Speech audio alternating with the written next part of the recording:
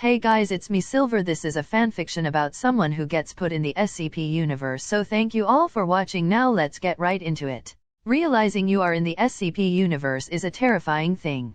I just woke up in a cell, with a bunch of other people in an orange prison-like uniform, when a group of men in a black armor walked in and commanded all of us, the D-class personnel, to follow them. I was scared and confused of what was going on until I saw the sign all of the armored men had in their shoulder. A simple circle with 3 arrows pointing at its center. I had been living for nearly 21 years in this world and I hadn't realized a thing. Or maybe I had just been mind-whipped. Now that is a scary thought. At the beginning I thought I was given a second chance after dying. I had considered the idea of being IC-keyed before. Pretty much every fan fiction reader's dream. I never really thought it would happen to me though. I was very much an atheist, never thought there was a higher being, and found the idea of being reincarnated a fun but silly idea.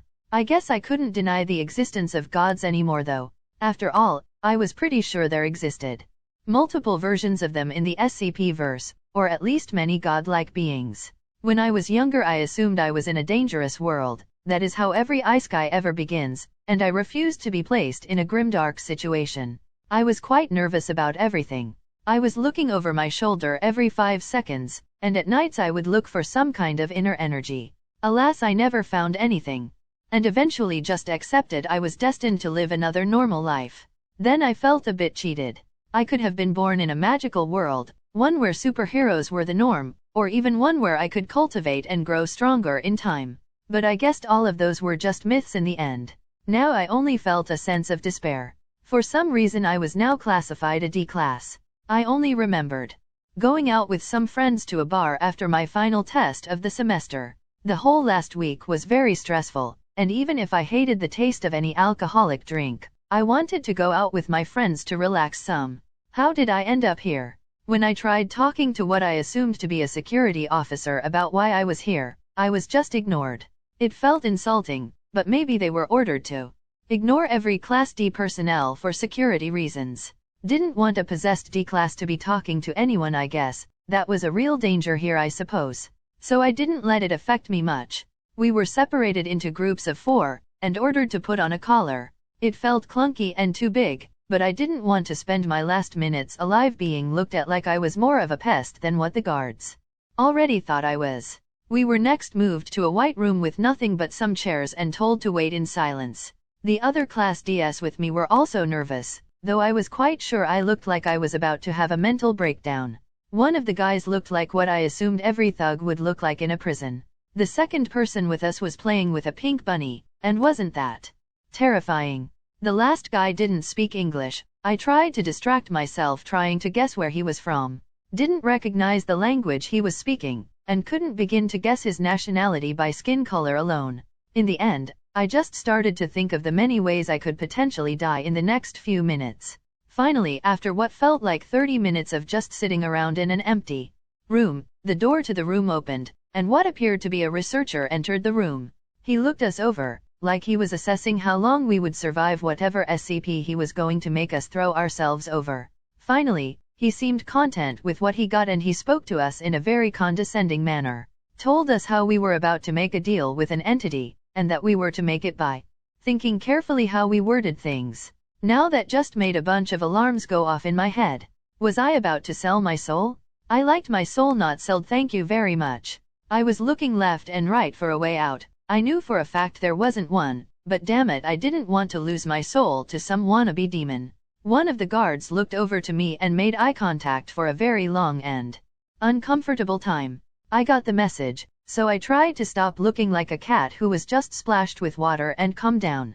I wasn't sure how good I did, but the researcher continued to explain that we would be allowed to do any kind of deal, but that we should try to remember as much of the entity as we could so we could give a report on it. So I guess we were not about to die. Hooray! Pros, I know I'm potentially not about to die. Or is the procedure to tell the D-class to remember as much as they could? Cons, I'm potentially about to sell my soul for the better good.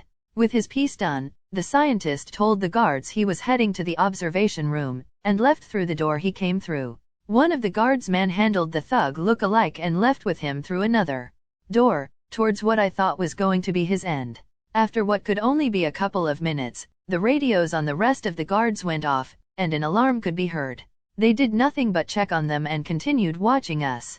Finally the guards came out of the room, and I couldn't help but notice the thug guy wasn't with him anymore. We were going to die here, weren't we? A new guard then took the non-English speaker and left me and the bunny guy with the rest of the guards in complete silence again. What could I ask the maybe, demon? Some type of immortality, probably would end in my eternal suffering. A way to become God? Some kind of teleportation device? I really tried to think of what could potentially extend my life expectancy and at the same time, what I could give the entity in return. After another couple of minutes something obviously bad happened because the inmate who walked in shot out of the room like a bullet, through the room we were in, broke through the closed door, and then continued through the hallway we came in from. Literally like a bullet. I didn't really know if they were the same person, but the orange blur matched the orange of our outfit, so it was probably him. Another alarm sounded off and I was just glad I wasn't in the way between the guy and the door because the guard who was thrown to the wall with enough force to break his arm. The guards left appeared to panic, and only calmed down once the radio said something about a dead D-class and nothing else going wrong with the entity. The guard who was inside the room walked out looking afraid and confused. This was getting weird. Did he shoot off because he worded his deal wrong or something? Did I really have to pay that much attention on how I would word what I would likely try to negotiate with a possible devil? One of the guards, the one that looked the least frazzled, grabbed the bunny guy, who complained about him almost hurting Mopsy. Who that was, I didn't want to know, and walked into the room. I really needed to think how I was going to deal with the deal. Heh, get it? Yes? Can you tell I'm nervous? I was trying to recall everything I knew about the SCP-verse, and really was just realizing how many things I no longer remembered. How many things were different in this universe to my original one. Would I be considered an SCP by the Foundation standards? And then it came, a cry of mourning so loud I for a moment thought we were about to be killed by the shy guy or something. What site were we on? Which one was the most dangerous one? Could I become a researcher and be spared if I revealed I knew more than I should? Like that one researcher, what was his name? Dr. Light? I couldn't continue with my speculations since the guards came out of the room with a still very alive bunny guy, though he was crying his heart out and the bunny was nowhere to be seen. Did he exchange whatever he asked for his bunny? That sounds a bit ridiculous. But SCPs so, meh, technically anything could happen so whatever. I really wasn't sure what was going to happen to me in the next few minutes, and thinking about how a toy bunny was worth anything to an entity was not going to help me. It took longer than what I thought it was going to take, but I was finally escorted into the room, and was very confused when I only saw a table and 2 chairs. I really wish I had read up on more of the SCP wiki because I had no idea what SCP it was.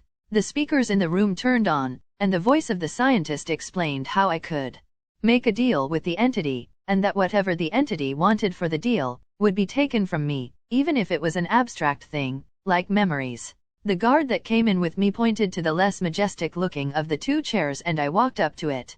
I hesitated for a moment, but a look from the guard steeled my decision on what I was going to ask the entity for. And so, I sat down. As I sat down on the chair something in the air changed, as if there was something that demanded attention. Without me even realizing it, there was a man sitting right in front of me. The chair, that almost looked like a throne, the one that was absolutely empty just seconds ago, was now being used by someone who looked so professional that I felt underdressed in my orange jumpsuit.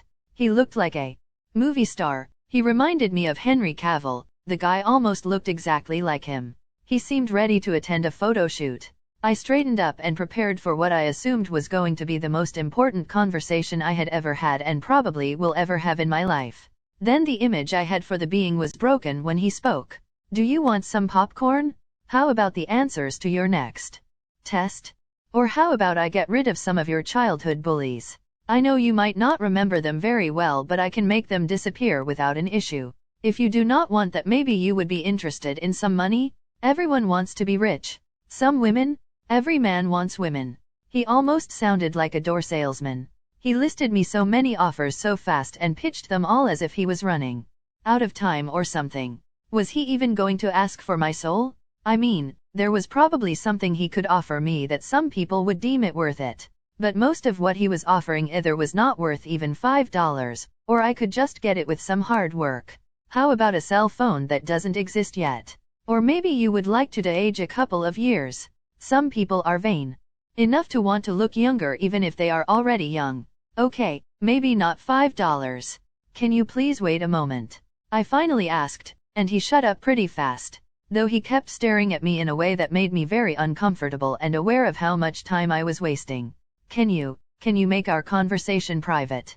Because I wanted some damn privacy. The guards hadn't even stopped looking at me like I was about to jump them with a pocket knife in the other room. Even now he seemed to be glaring at me, at least until I asked for privacy. He started reaching out for a device strapped to his belt, and took a hold of what appeared to be a remote, but he didn't do anything. The Henry XP though, looked a bit delighted. Finally, someone asks for that. I thought everyone else wanted everyone to know what they wished for. Maybe they didn't know they could ask for that. I should probably tell people they can ask for private meetings with me. He raised his hand, snapped his fingers, and suddenly, instead of being in a completely white room, with glaring white lights, and heavy-looking black doors, we were instead in a really modern-looking office. Something made for a CEO. The whole right wall of the room was a window that showed that we were either in a genjutsu, 'cause we certainly weren't here before, or in a really, really tall building. Is this private enough for you? The obviously very powerful thing said. Why yeah, I think this is good. He was smiling at me in a I know something that you don't kinda way. I didn't like it. It was finally dawning on me that this was not a situation I was prepared for. I was so out of my comfort zone I felt like just digging a hole and staying in it for like a day or two. So, you either want something that the foundation is not going to like, or you are really embarrassed for what you are about to ask. Which one is it? There it was, the big question. What do I want? How can I achieve something humans only dreamt of doing?